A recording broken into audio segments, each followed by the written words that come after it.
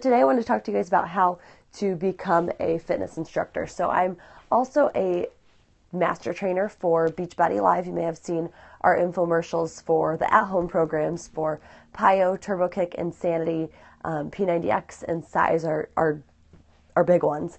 And so what I do as a master trainer is I certify instructors to teach those programs in their gyms. What do I eat? What don't I eat is the real question. So what those formats that you would get certified in and coming to one of my trainings, that would be what we call a secondary certification. So if you're interested in becoming a fitness instructor, there's two different types of broad certifications that you can get. The first one is primary. That would be through a national organization like ACE, American Council on Exercise, AFA, Aerobics, Fitness. I should know what AFA stands for, but I don't know. And ACSM, American College of Sports Medicine, are the three major big ones. So by getting those certifications, you're able to teach a variety of classes, and you kind of have that baseline understanding of general group fitness guidelines, a lot of the safety, how to format a class, how to format and structure a group fitness class that is open to all levels of fitness. So that way 15-year-old athletic Abby who comes to your class leaves feeling just as successful as 80-year-old back row Joe. Okay, so everyone leaves feeling successful from your class.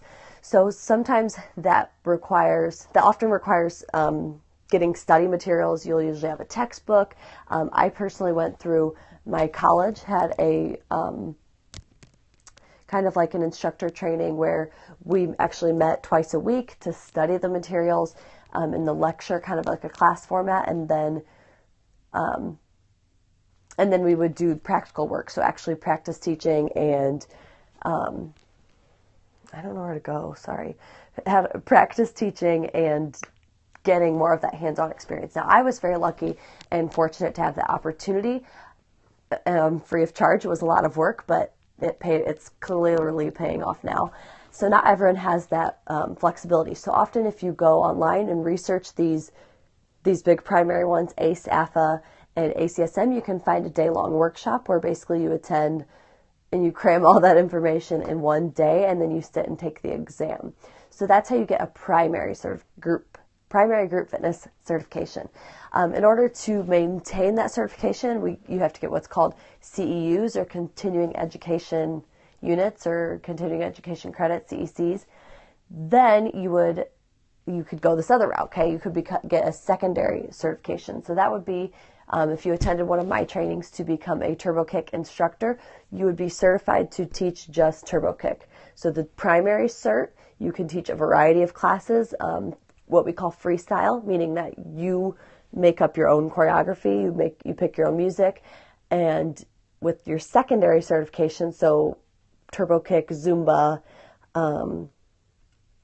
body pump, work, a lot of those are called secondary. So that meaning you're certified to teach just that class. So when you leave my training, you can teach TurboKick and TurboKick only, following our brand guidelines. So you can't go make it Katie's Kick. It has to stay true to TurboKick. So that's the biggest difference between that. Obviously there's pros and cons to both. I always encourage my trainees, if they want to take themselves seriously as a fitness professional, to pursue a primary certification. That way it makes them more marketable.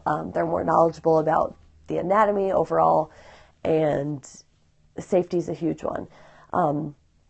But for someone who's just really into fitness, and maybe you just love that one format, or you just want to try something to get outside your comfort zone, and you kind of already know it, or maybe you don't know it and you just want to do something different, then I would encourage a secondary cert. You could start off right away and kind of work backwards. So it's totally up to you, depending on your baseline level of where you're at and where you're comfortable with getting uncomfortable.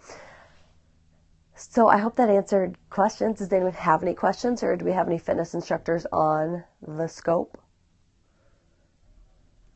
Anyone? anyone who's thinking about becoming a fitness instructor, because obviously you hopped on for some reason. What are your doubts? Or what is holding you back?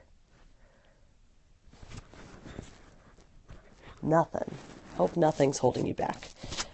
It's the best job in the world. You get paid to work out, and you meet lots of awesome people, and you get discounts like on clothing and shoes and stuff. It's like, why wouldn't you be an instructor? It's the best thing ever. Okay, well, if you want to get turbo certified, if you're in the Midwest, go to turbokicklive.com.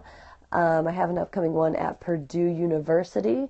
Boiler up, but we will welcome Hoosiers. How much for the second?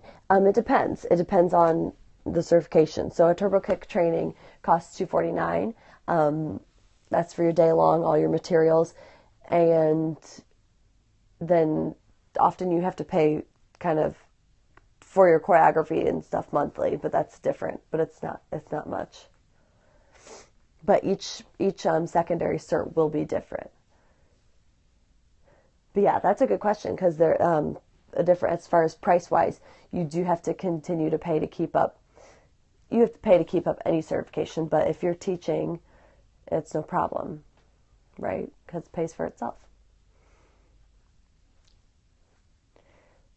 Cool beans. All right, go to turbokicklive.com, and I'll see you at my next training. Over and out.